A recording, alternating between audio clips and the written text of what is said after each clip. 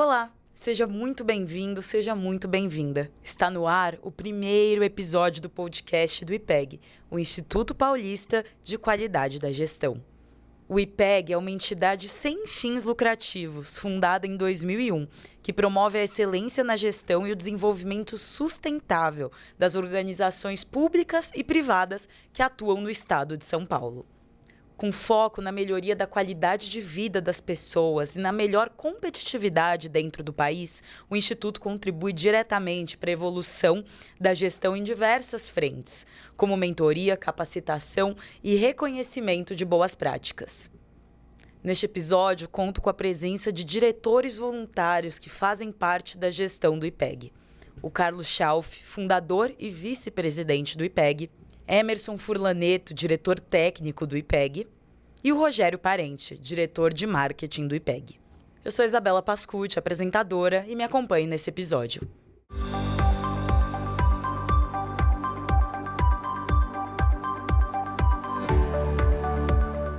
Então sejam bem-vindos, Emerson, Rogério, Schalf. Quero começar falando da origem do IPEG. Schalf, me conta de onde que veio essa ideia, que lacunas o IPEG preenche.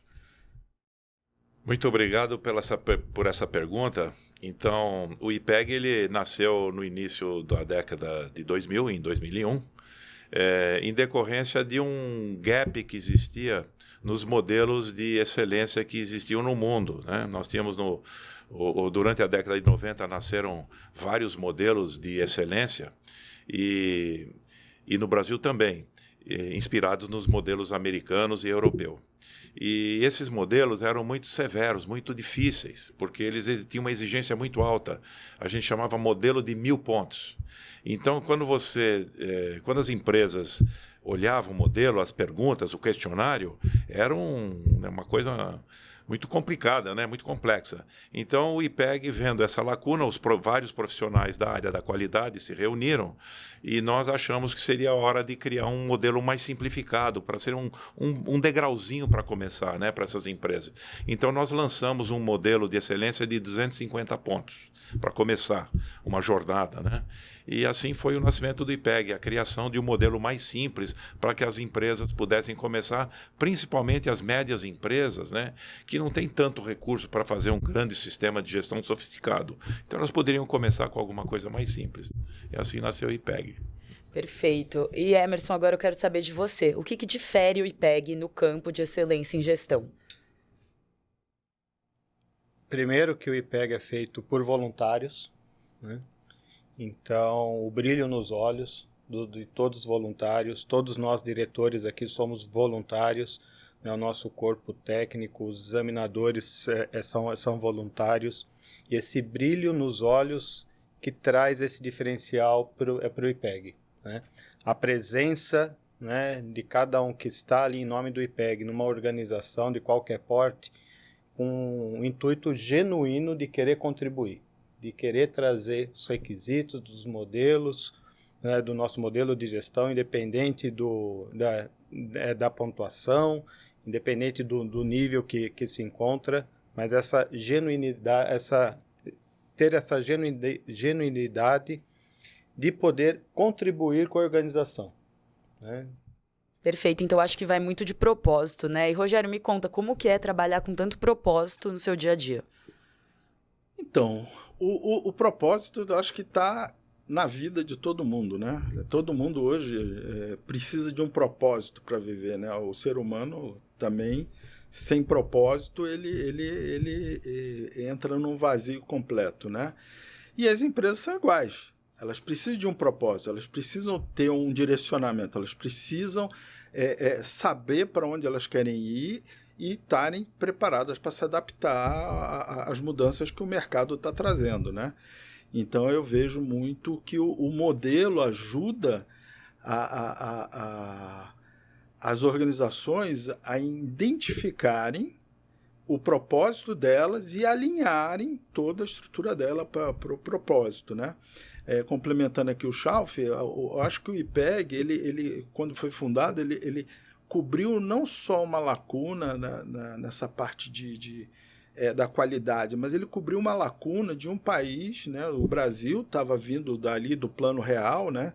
Houve um crescimento muito grande nos últimos anos naquela ocasião, né? Depois do pós-94, houve um crescimento muito grande das organizações brasileiras, porém foi um crescimento sem uma visão profissional, uma visão, como é que eu vou dizer, uma visão focada, né, em uma qualidade de gestão. As empresas cresceram e chegaram ao ponto, e agora? Faço o quê? Né? Então, o modelo veio justamente entrar nesse vácuo que ficou para poder auxiliar as empresas, aqui, principalmente as empresas paulistas, que foi o objetivo principal do IPEG, em auxiliar essas empresas a evoluírem e melhorarem todo o processo de maturidade delas, interno e tudo, no sentido de atender melhor, vamos dizer assim, aos paulistas, né? Complementando um pouquinho a fala do Rogério, é claro que toda a organização evolui, muitas vezes até muda até a sua missão, né, os seus propósitos, em função da sua busca da sustentabilidade, né? E assim não foi diferente para o IPEG. Então, hoje, nós somos uma organização que dá suporte para a melhoria da gestão das empresas que atuam em São Paulo. Tá? Então, ele nasceu lá em 2001 como focado nas empresas que estavam sediadas no estado de São Paulo, e hoje, obviamente, com o desenvolvimento da economia digital, né, nós ampliamos. Então, nós temos uma atuação nacional. Então, nós estamos, obviamente, dando acesso ao Prêmio Paulista de Qualidade da Gestão, que é o nosso principal produto, às empresas que atuam em São Paulo, de alguma maneira, com alguma parte interessada, um sócio paulista, empregados no estado de São Paulo, clientes no estado de São Paulo, fornecedores no estado de São Paulo, né, reguladores no estado de São Paulo. Então, porque a gente tem, obviamente, uma esfera de influência maior aqui, já que São Paulo representa praticamente metade, né, do mercado, da economia do Brasil, né, a locomotiva. Então, se a locomotiva está com boa saúde, né, nós teremos todo o resto indo com boa saúde também. São Paulo não deixa de ser um centro de conhecimento que influencia. O estado de São Paulo é um grande influencer, né, usando a linguagem mais moderna, das boas práticas para o Brasil inteiro, né? Então, dificilmente você vai encontrar uma empresa assim pujante fora do estado de São Paulo que não esteja comercializando, por exemplo, seus produtos aqui. Então, essa é uma evolução natural do IPEG, né? Uhum. E complementando a fala do Emerson, o que a gente pode destacar é que com esses voluntários que ele bem mencionou, nós temos uma diversidade muito grande, né, de gente de vários tipos de perfis profissionais nas nossas equipes de voluntários, e com isso a gente alcança uma grande quantidade de inovações. Então nós trazemos para o nosso modelo é um modelo de vanguarda, né? Tanto que você vai perceber, você vai fazer obviamente, nós vamos chegar nesse tema do nosso modelo, o MEGUIA, né? O MEGUIA, ele é um modelo já com essa vanguarda da inteligência artificial, né? E depois a gente fala um pouquinho de por que ele por que ele tem esse nome, né? Perfeito. E com certeza são necessárias muitas decisões. Como que vocês fazem para tomar tantas decisões entre vocês três e a Débora, claro? Tem muita discussão. Como que é? Quero saber de todo mundo.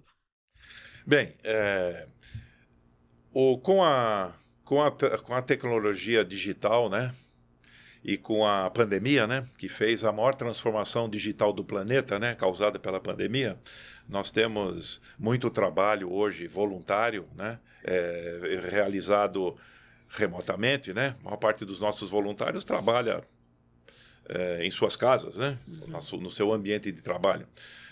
Porque a maior parte deles tem outros papéis, né, na sociedade, né? Trabalha em outras empresas ou em outras instituições. Então, hoje, é claro que a gente também tem essa tendência de trabalhar offline, né? Ou seja, a gente nossas reuniões, por exemplo, são reuniões assíncronas, né? Nós não precisamos estar presente, como agora, nesse momento, no mesmo local, né? Nós temos uma tomada de decisão assíncrona. Então, temos lá um fórum de WhatsApp, né? Uhum. E nesse fórum com a Débora a gente troca as ideias e toma as decisões para a melhoria agilidade, dar muita agilidade para nós respondermos rapidamente, e assim como outras empresas estão fazendo, a gente faz também. O que eu acho interessante é esse fórum, ele é permanentemente aberto entre nós. Né? Então, as decisões são tomadas quando algum colega traz um assunto, né? Os demais, eles se posicionam ali.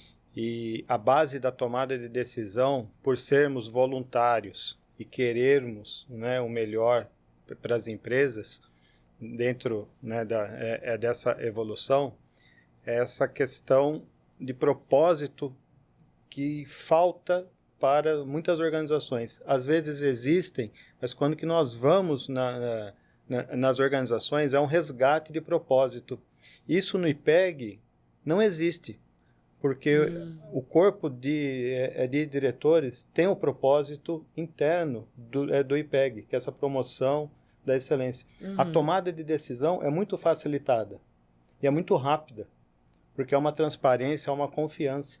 Legal. Né? Então, esse é um diferencial e torna muito ágil a tomada de decisão, e a gente, graças a Deus, a gente não tem errado nos caminhos, nas transformações que promovemos em 2024, estamos colocando para rodar agora em 2025 com a marca nova nossa, né, nesse processo de expansão, porque o propósito nos sustenta aqui.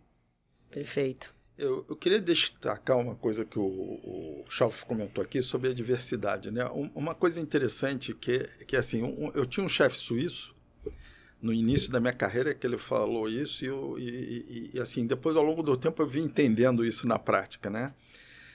Que ele falava assim: nunca trabalhe com ninguém que seja igual a você, porque senão você não vai crescer.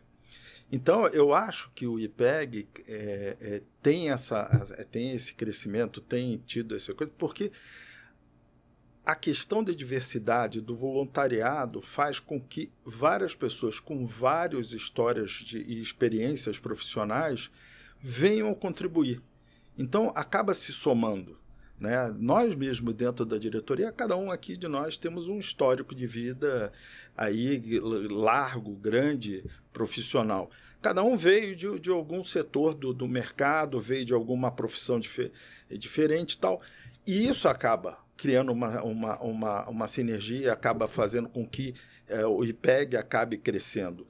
Então, eu acho que esse é um fator também bastante importante para a gente, que a gente consegue, até dentro desse modelo, mesmo virtual, de conversar, conseguimos trocar ideias, conseguimos entender a ideia de cada um, o que cada um está propondo, vamos lá, pesquisamos, discutimos, brigamos. Às vezes pode até parecer uma família italiana, né, em alguns momentos, mas né, o italiano aqui, né, a gente discute alguma coisa, mas estamos sempre chegando a um consenso bastante tranquilo, de uma forma bastante acertada, né? O Emerson, eu também ia falar aqui 2 italianos e um alemão aqui. E a Débora italiana também. Você vê como é a diversidade né, do nosso país. Complementando ainda essa questão do sistema de reuniões, né, do sistema de tomada de decisão, hoje a gente sabe que o uso das reuniões assíncronas pela empresa é muito útil, né, porque você tem os registros, né? Você tem os registros dos combinados, né? Então você fica ali com a memória das decisões que foram tomadas e como se chegou ao consenso das decisões, né? Parece ser uma coisa muito superficial, mas não é, porque as palavras voam e os escritos ficam. Tá? Então, você ficando com os registros e a memória, considerando que hoje em dia um gestor de qualquer empresa que seja, ele atua em diversos papéis do mesmo momento, ele troca de papéis de minuto a minuto e ele responde muito mais questionamentos do que há 20 anos atrás. Então, hoje, a questão dos registros se torna muito importante. Então, é uma evolução natural que os nossos sistemas de tomada de decisão registrados, seja em lives mesmo que a gente faça, nós fazemos os registros as próprias ferramentas fazem os nossos registros e resumos automáticos, né, com a inteligência artificial, a gente pode ter mais segurança. E eu gostaria também de enfatizar que quando nós falamos da excelência, que é uma palavra, parece uma palavra muito simples, né, que está no nome do nosso instituto, a excelência do ponto de vista gerencial não é a perfeição. Muitas vezes as pessoas entendem a excelência. Nós não somos o Instituto Paulista da Perfeição em Gestão. Tá? A perfeição em gestão não existe. Porque gerenciar é eleger prioridades. Tá? E muitas vezes você não vai ter assuntos menos relevantes resolvidos prontamente, né, durante a gestão.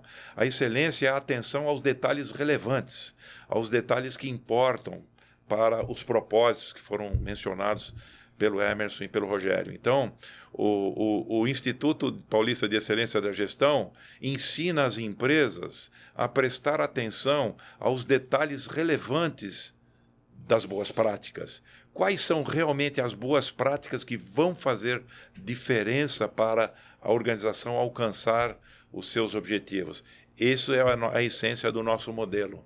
Então, de 25 anos para cá, 24 anos para cá, nós fomos aperfeiçoando o nosso modelo a um conjunto de perguntas essenciais. Nós não damos prato pronto, fazemos perguntas que incomodam. E com a busca das respostas a essas perguntas que o modelo nos faz e nos incomoda, a gente vai atrás, nós, com a mentoria do IPEG, a gente ajuda a buscar as respostas, né? Através de técnicas gerenciais de buscar respostas, né? Então, gostaria de ter adicionado isso. Perfeito. E essa tão almejada excelência na prática, ela é aplicável para empresas pequenas? A excelência, ela pode ser buscada por empresas de uma pessoa só. Um microempreendedor individual pode atuar com esses conceitos do modelo de excelência. Porque, por exemplo, toda organização, ou seja uma instituição, seja uma empresa, ela precisa de um propósito. Assim, um microempreendedor individual, uma pequena empresa, precisa deixar claro qual é o seu propósito. O que eu vim fazer aqui? O que eu vejo para o futuro? Onde eu quero chegar? Então, o que o IPEG faz é ajudar com o modelo. O modelo é um norte para a boa gestão. É um norte independente. Não é o norte do consultor A, do consultor B, do consultor C. É um norte que foi inspirado pelas melhores práticas internacionais. Então, nós temos uma forma de orientar, mesmo pequena empresa, dar os caminhos, né? O caminho que eu gosto de chamar o caminho das tartarugas e não o caminho das pedras, né?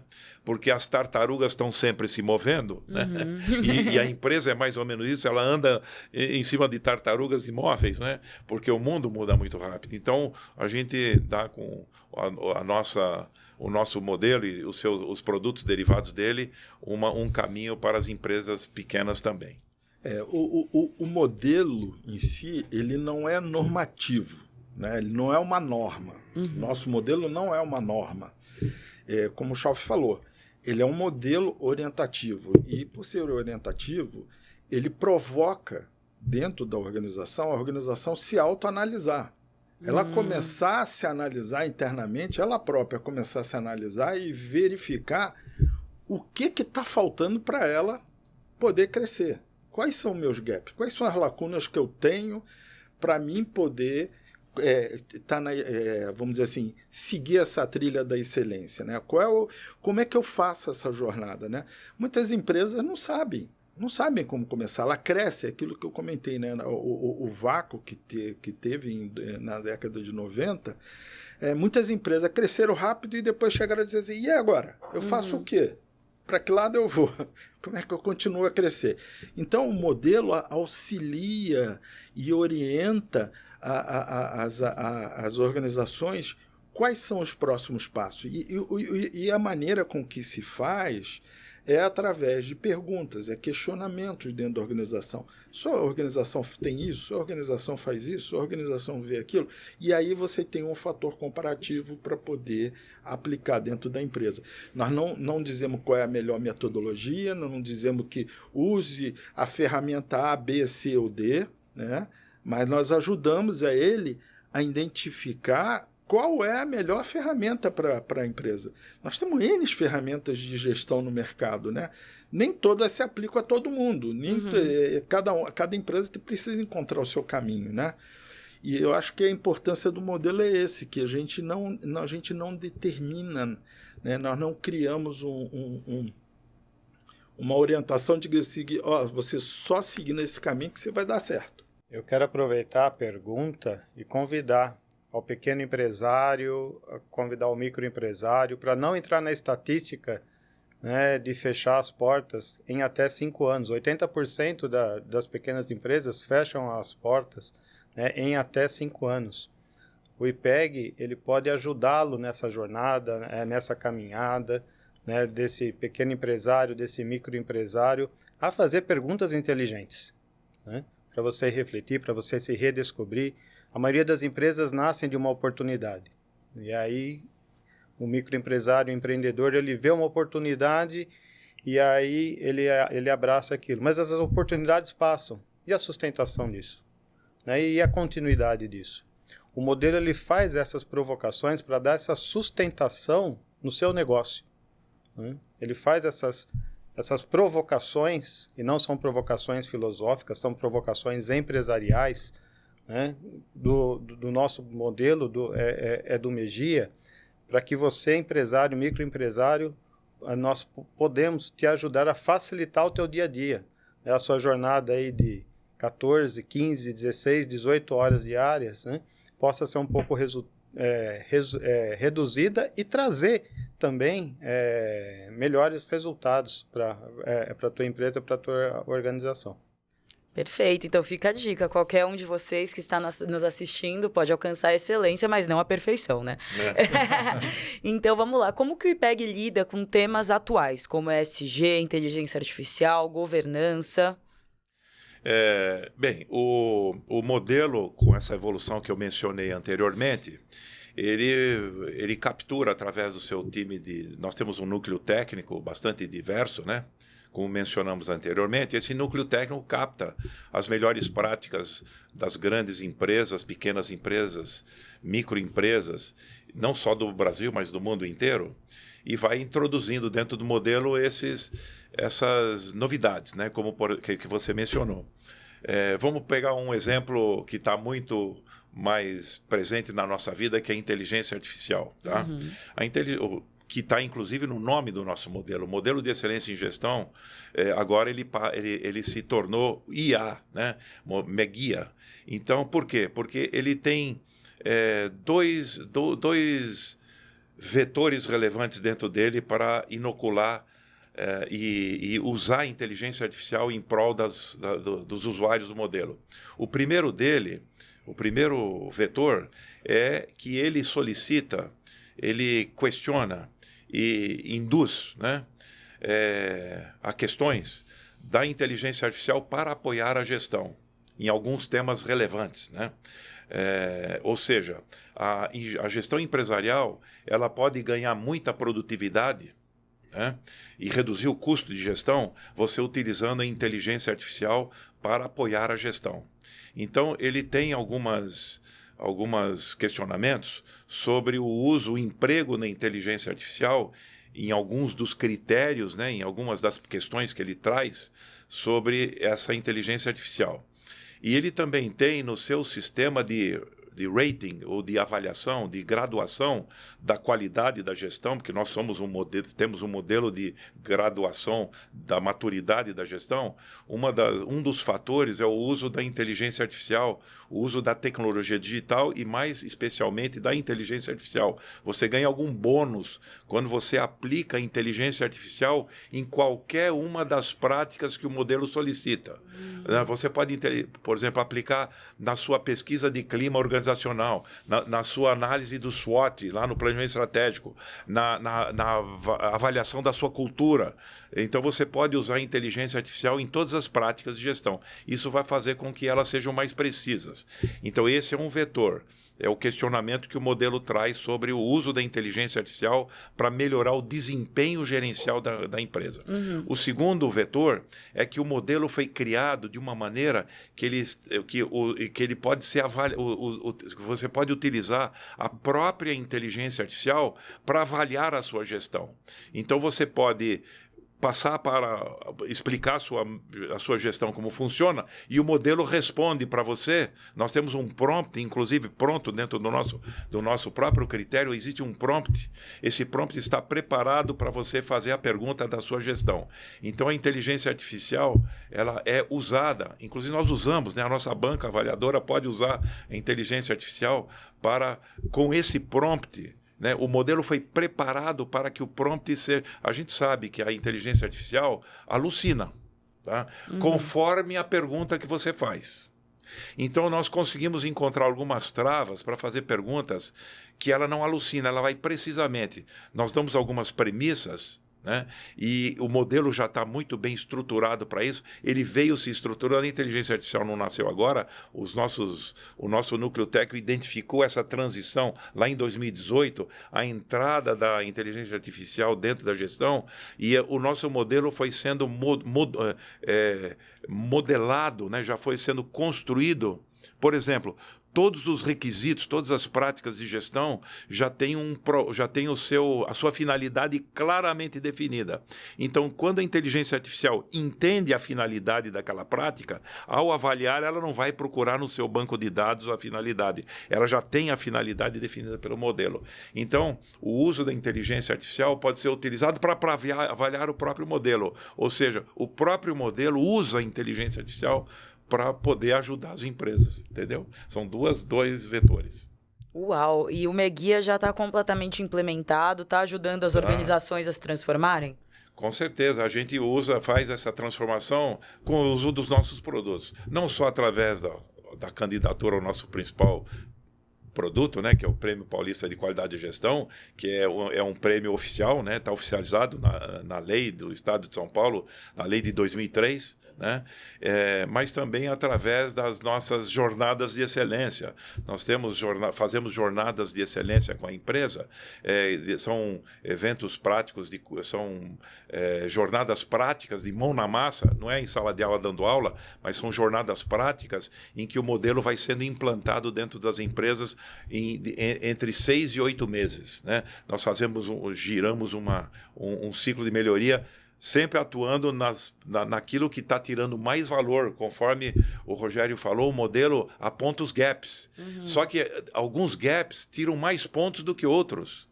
Tá. Né? Então, o modelo permite que essa ferramenta permite que você ordene, priorize o que você tem que melhorar. Porque se você tiver que tratar todos os seus gaps de uma vez só, você não consegue. Né? Quem tudo quer, nada tem, né? Já dizia a nossa vovozinha. Então, a gente vai tratar dos gaps principais que tiraram mais pontos da empresa durante essa jornada. Aí reinicia-se um ciclo novo num nível seguinte, porque o nosso modelo é uma das inovações que nós trouxemos lá em torno de 8 anos atrás. Nós criamos um modelo 4 em 1. Nós temos 4 níveis dentro de um modelo só. Então, se você escolhe a dor que você quer sentir. Você quer se avaliar pelo nível mais simples, de 125 pontos? Tem menos perguntas, tem menos questionamentos. Né? Você quer ir para os 250 pontos? Você faz uma jornada lá dos 125 pontos, depois você faz uma jornada por 250 pontos, e o número de perguntas aumenta. Depois você faz por 500. Aí, então, ou seja, a gente não abandonou aquele propósito inicial de criar vamos chamar, os níveis de acesso à excelência. Tá? Então, a gente chamou lá de primeiros passos para a excelência, compromisso com a excelência, rumo à excelência e à excelência. São os 4 níveis, 1.500, 250 e 125 pontos. Então, as jornadas vão se sucedendo, uma após as outras, para atacar os gaps que foram mencionados pelo Rogério. Né? A gente vai atacando os gaps com a mentoria dos nossos instrutores, que trazem experiências de outras empresas para encontrar a melhor solução para aquela pergunta não respondida. É assim que nós trabalhamos. Vale ressaltar que anualmente nós revisamos todo o modelo, como o Chau falou, tem um período onde nós avaliamos todo o modelo, incorporamos as coisas mais prementes que estão entrando agora, né, no mercado e que estão aparecendo. Algumas coisas podem até de certa maneira, se tornarem obsoletas e serem retiradas, mas a importância é que nós fazemos com que o modelo sempre esteja atualizado. Isso faz com que as organizações, elas, dentro do modelo, elas sabem que nunca o modelo vai se esgotar, porque ele está sempre sendo incluído coisas novas. Então é como uma jornada, é como uma montanha, né? Como o Schauf falou, você começa lá nos primeiros passos, você está subindo a montanha numa inclinação e vai, até o momento que você vai chegar no topo da montanha.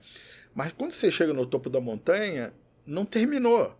A montanha continua. Você vai continuar se atualizando para se manter naquela posição. Você precisa se manter naquela posição. Então, o modelo, ele é um modelo dinâmico, de forma que ele vai levando as empresas a esse crescimento. Uma outra coisa que vale a pena ressaltar, que o Schauf comentou, é sobre o prêmio, né, o Prêmio Paulista de Qualidade na Gestão, que é o PPQG. Ele é baseado na Lei 11.594 estadual e foi otorgado para o IPEG premiar, em nome do governador, anualmente as empresas que mais se destacarem em seus modelos de gestão. Então, isso é a cereja do bolo, né? A gente diz que isso é a cereja do bolo porque o prêmio não é o fim, né? O prêmio é um incentivo para que as organizações se mostrem para o mundo que ela tem uma gestão boa, né? Mas o caminho, o que é mais válido é a jornada. A travessia. É a jornada que ele vai fazer para crescer, porque a empresa começa a se autoconhecer internamente, né? Tem como uma pessoa, né? Às vezes a pessoa não conhece internamente certas áreas dela. Muitas vezes os líderes também não conhecem direito o que está acontecendo dentro da sua organização.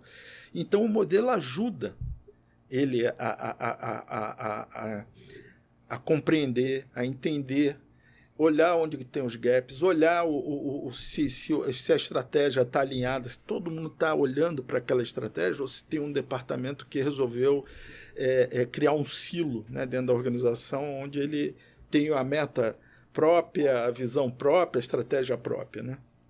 O aperfeiçoamento do Mejia é de forma constante por meio do núcleo técnico. Então, todo ciclo a gente abre, né, um tempo suficiente para o núcleo técnico e extra tempo também, né? A gente adota o aperfeiçoamento de forma constante para estar sempre na vanguarda. Nós puxamos. Quando que nós temos os processos de avaliação, e olha que no passado eram mais de 160, 167, se eu não me engano, nós reduzimos isso para menos de 70, né, para ficar mais inteligente, para não consumir tempo desnecessário nas priorizações. Sim. Então, por meio do aperfeiçoamento, a gente vai refinando o nosso modelo para trazer valor para o empresário, para trazer valor para a organização. E eu vou contar um segredo aqui. O segredo é por meio do núcleo técnico no refinamento da finalidade daquele processo de gestão. Então, isso a inteligência artificial ela não consegue trazer ainda. Tá. Que é por meio desses especialistas que têm experiência sólida nos seus mais diversos campos, que fala assim, olha, essa finalidade aqui a gente pode fazer esse incremento. E aí isso é socializado dentro do grupo de núcleo técnico, e aí vem os comentários. E aí nós batemos o martelo e sempre é incrementado. Ou seja, né, uma organização que adota o Mejia num ano, ele tem certeza que no ano seguinte, né, a fila andou. A fila andou. Quem fica parado é poste. Não é? Eu que venho do setor de energia, quem fica parado é poste. Então, essa vontade da melhoria está presente assim, de uma forma muito natural no nosso modelo. Complementando a sua pergunta, que você falou da IADA, ISG e outras novidades, né? Do campo da gestão. O ISG está presente no nosso modelo desde 2005, quando nasceu o ISG. A gente chamava de sustentabilidade, né? 2005 foi o início do ISG, né? com o relatório Who Cares Win da ONU, né? E esse movimento foi sendo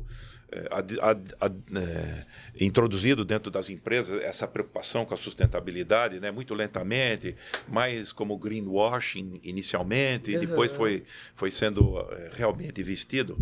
Mas em 2015 teve uma mudança, começou o ESG, que poucos conhecem, né? O ESG teve uma evolução para o ESG 2.0, que é quando vieram os Objetivos do Desenvolvimento Sustentável, os ODS, né? Para 2030, que já está quase aí, né? Daqui 5 anos, né? Sim. Isso foi lá em 2015. Então, em 2015, nós tivemos um upgrade no modelo, foi quando nós criamos o 4 em 1, e ali nós tivemos uma presença mais forte do ESG 2.0. Por exemplo, hoje não se fala mais em neutralização de carbono, se fala em negativação. Tá? O ESG 1.0 falava de neutralização, quer dizer, eu neutralizo o que eu causo. Mas nós, com a Conferência de Estocolmo, a COP do clima, a gente sabe que se só neutralizarmos não é suficiente para não causar um trauma no planeta, né? Nós precisamos retirar mais carbono do que nós colocamos.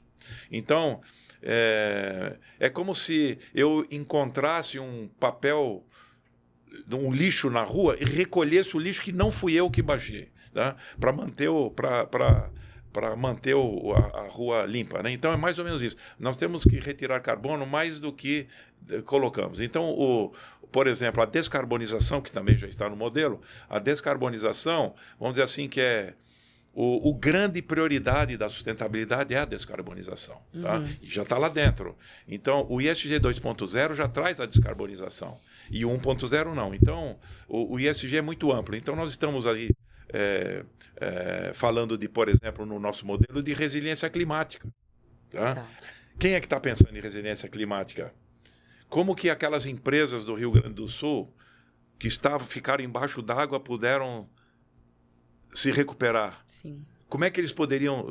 Teve gente que perdeu tudo, pequenos empresários foram varridos do mapa. Então, a resiliência climática, a parte de continuidade do negócio, todas essas questões emergentes, ou a segurança cibernética, estão lá dentro do modelo, né? Hoje a gente pouco a gente não ouve falar, mas nós estamos sob ataque cibernético constante. Então, talvez as pessoas não saibam, mas muitas empresas que estão operando hoje estão ameaçadas de resgate ransomware, né? Sendo cobradas para recuperar seus bancos de dados sequestrados. Então, o modelo já traz esse olhar para essas modernidades que você mesmo mencionou na sua pergunta. Tá? Então, não se preocupe. O empresário que adotar o MEGUIA vai, com certeza, estar no estado da arte e da qualidade da gestão. Perfeito. Sem querer, você já respondeu um pouco da minha próxima pergunta, que é qual o maior desafio da gestão no Brasil hoje? E entendo que tem toda essa questão da segurança cibernética, do ESG, mas quero saber de você, Emerson. Eu diria que, para a liderança, esse é o principal fator. Quando que a gente trabalha com o modelo de excelência de gestão, a liderança está no centro, né? A liderança hoje, o principal ponto, o desafio é permanecer resiliente no seu propósito, reencontrar o propósito. E aí vem um soft skill que eu digo que é coragem. Coragem em continuar, né? Cada vez o mundo está muito mais conectado, nós não temos sozinhos todas as soluções. É uma agonia do presidente, do CEO, junto com os diretores e o pequeno empresário também, que sustenta o seu negócio, essa preocupação do que será amanhã. Né? E aí ele pode contar, né, com instrumento, com MEGIA, para descobrir quais são as suas lutas diárias que têm que ser vencidas, né, para não desanimar.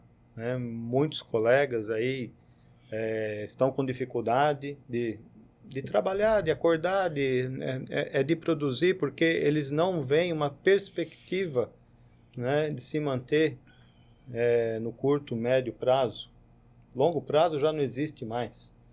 Né? Então, o desafio é trazer essa liderança ele tem o brilho nos olhos pelo seu negócio. Ele quer fazer o negócio dar certo, ele quer entregar valor para todas as partes interessadas.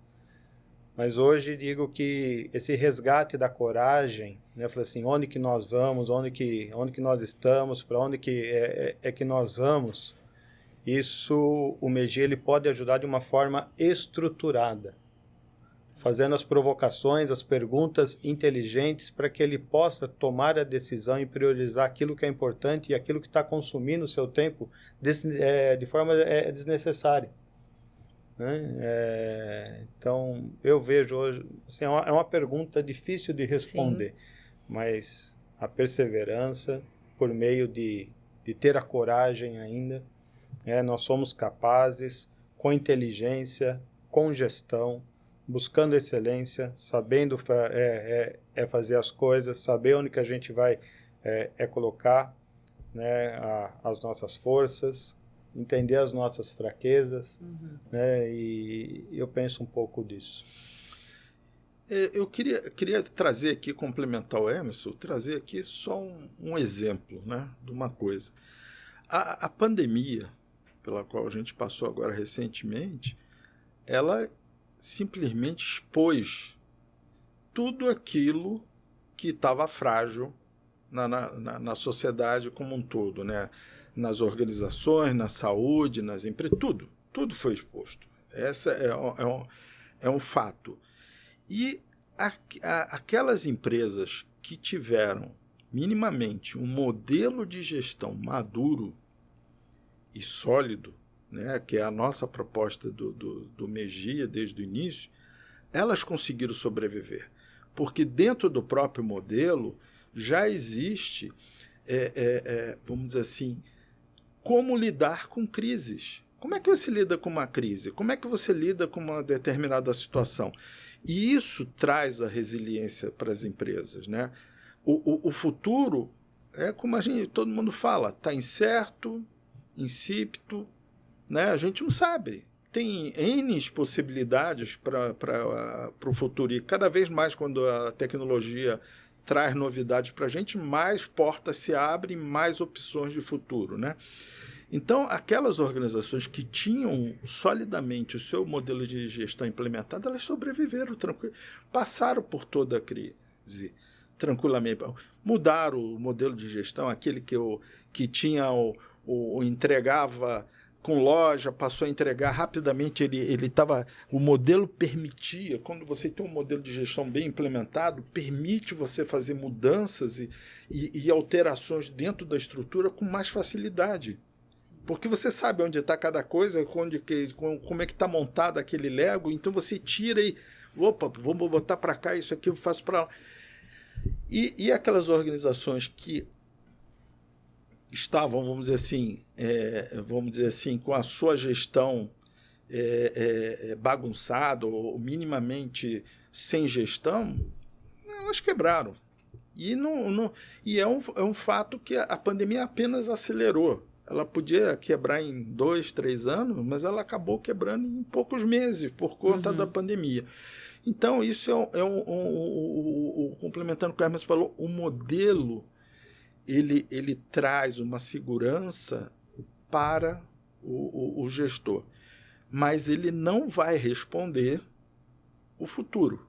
Ele não vai responder e vai afirmar que, olha, no futuro o mundo vai continuar sendo assim. Por isso que a gente revisa o modelo todo ano.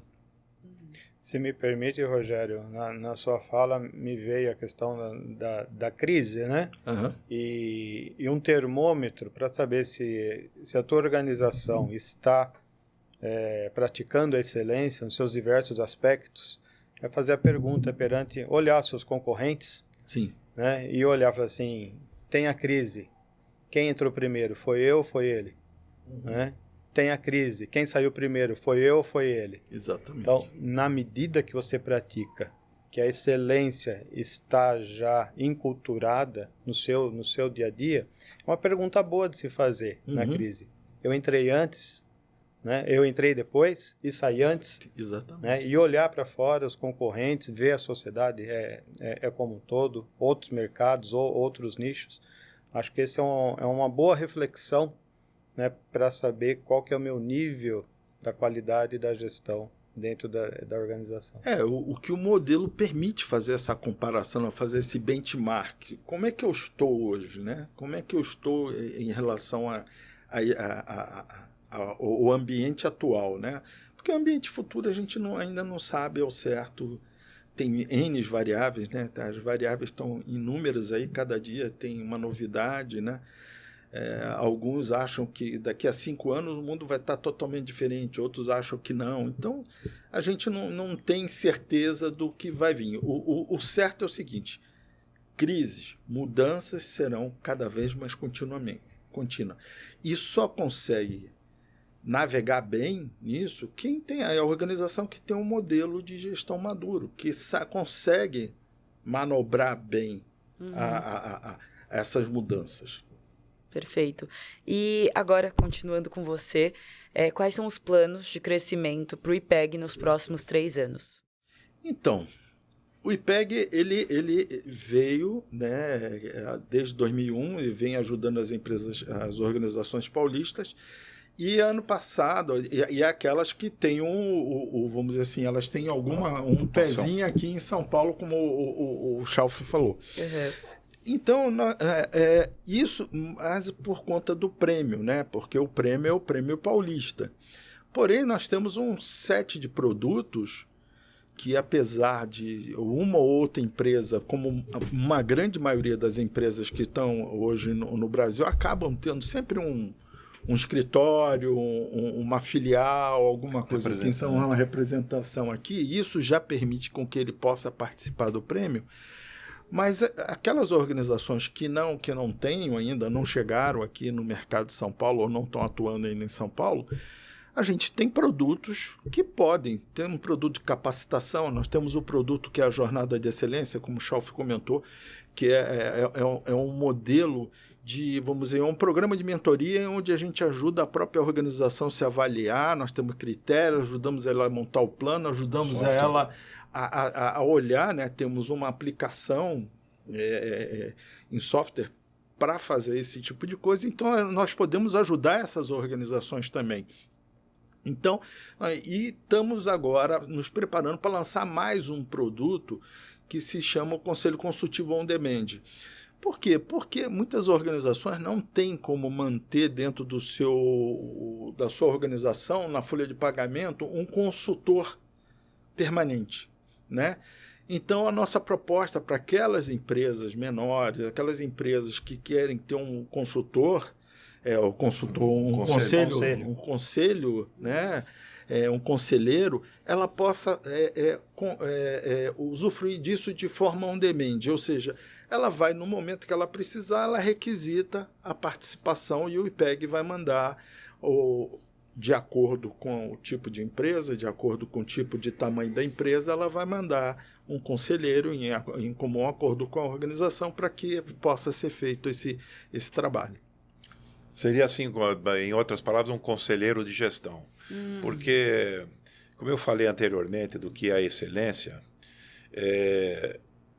para você introduzir esses fundamentos da excelência na organização através do modelo, você precisa ter uma jornada, seja uma jornada que o IPEG promove, uma jornada que você promova internamente.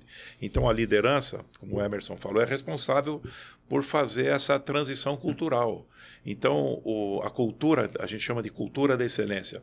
Cultura da excelência que introduz esses princípios de que a excelência se dá nos detalhes relevantes, né? Esses princípios, ele é uma travessia, é uma mudança de paradigma, uma mudança do jeito de pensar. Onde o gestor que precisa eleger prioridades em direção à excelência, né?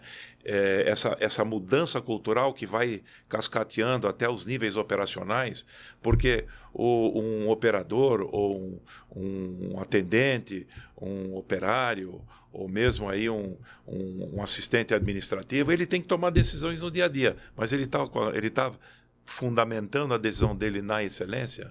Então, a cultura da excelência é a responsabilidade de quem? Da liderança. Então, o nível mais alto da organização, né, que a gente chama de C-Level, né, ele é o responsável por introduzir essa cultura de excelência. Por isso que essa ferramenta, através do conselho, que a gente possa dar, ou através da jornada, que a jornada tem é um produto que está baseado no princípio da participação, né, da mão na massa. São programas educacionais mão na massa, onde a gente não fica em sala de aula, mas coloca a mão na massa e vai fazendo as mudanças, os projetos de melhoria para fazer essa transição da cultura da excelência até que a coisa fica natural. Porque aí o próprio... É curioso, porque o próprio modelo cria uma linguagem própria da excelência dentro da organização. Entendeu? As pessoas começam a falar em termos do modelo. Ah, não, mas o modelo pede isso, mas pede aquilo. Então, ele ajuda a fazer essa transição cultural. E quem é o zelador da cultura da organização é o líder. O líder é que faz a cultura mudar, né? E nós sabemos que toda organização tem aspectos muito positivos da cultura, principalmente no Brasil, né? O coleguismo, né? A inovatividade das pessoas, né? A criatividade. Nós temos o entusiasmo, né? O brasileiro é um homem oral, isso é muito positivo para estimular as conversas, a troca de ideias, mas nós também temos fatores disfuncionais da cultura. Não só da cultura do brasileiro, mas às vezes a cultura da própria empresa. Por exemplo, a indisciplina. Marca uma reunião, ninguém chega no horário. Isso é um fator disfuncional da cultura. Sim. Quem é o zelador disso? É o gestor. Então, o modelo ajuda a colocar os pingos nos is. Por exemplo, tem ali uma questão, como é que você identifica os fatores que tiram valor da sua cultura? Os fatores culturais que tiram valor da sua organização. Eu preciso saber. Muitas organizações nem prestam atenção nisso.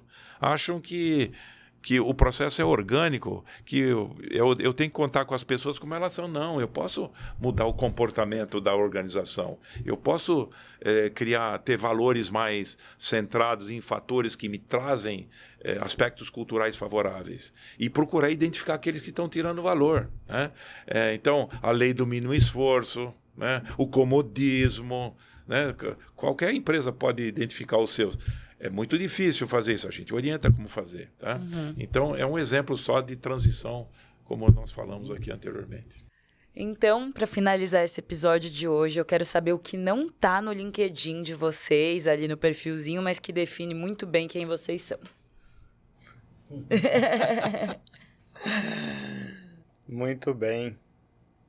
O Emerson é filho do José, da dona Darcy, lá de Jundiaí, né? Que eu sou... Eles nunca pensaram em excelência da gestão, mas com certeza eles pensaram em ser bons pais, bons exemplos, ser líderes pelo exemplo, pela prática. Não está no meu LinkedIn, né? Que eu comecei de uma família muito humilde. Isso eu tenho grande orgulho pelos valores que me foram passados. E para qualquer organização onde que eu atuei, onde que eu atuo também pela minha empresa e pelo IPEG, a vontade sempre de deixar um legado. Isso não está no LinkedIn, não está em lugar nenhum. A vontade de agregar valor e deixar uma marca positiva. Em algum momento o Emerson passou aqui, que seja por uma consultoria, uma mentoria breve, eu fiquei 20 anos numa organização, e ter essa capacidade de ser lembrado por aquilo que eu entreguei. Isso vem muito fruto da minha criação. Legal. Rogério, você agora. Então, eu tenho uma coisa comigo desde criança, né, que não está no LinkedIn disso, sempre fui curioso, né? Sempre fui curioso e eu nunca me satisfaço, né? Eu sou aquele famoso esponja. Estou sempre em busca de conhecimentos novos. Tanto na vida prática, né? Mas também tem um lado meu que está ligado mais a um lado espiritual, um lado mais, vamos dizer assim, transcendental, que eu também estudo. E eu comparo muito esse lado meu também dentro das organizações. Eu comparo muito as organizações para esse lado também, né? As organizações são feitas de pessoas, né? E dificilmente no futuro, por mais que tenha automatização, as empresas vão ser 100% automatizadas, né? Pode ter uma ou outra que alguma tarefa ou outra que acabe sendo, mas elas são feitas de pessoas para pessoas. E isso tem uma ligação muito forte, uma ligação, eu acho que muito espiritual. Quando eu falo espiritual, eu falo de ser humano para ser humano, né? Então, eu não consigo. Eu sempre me sinto estagiário na vida. Estou sempre aprendendo. Eu acho que até o último dia de vida eu vou estar aprendendo alguma coisa ainda. Então, Perfeito. Esse é o Rogério. Perfeito. Tchau, por favor. Interessante a sua pergunta, porque faz a gente pensar um pouquinho, né? Eu venho de países europeus, né? Que vieram parar no Brasil por causa da Segunda Grande Guerra, por razões diferentes, mas acabaram se encontrando aqui. E meu pai era cafeicultor, né? Do interior do Paraná. Então, ali a gente teve uma infância muito da natureza. Fomos criados no meio da natureza.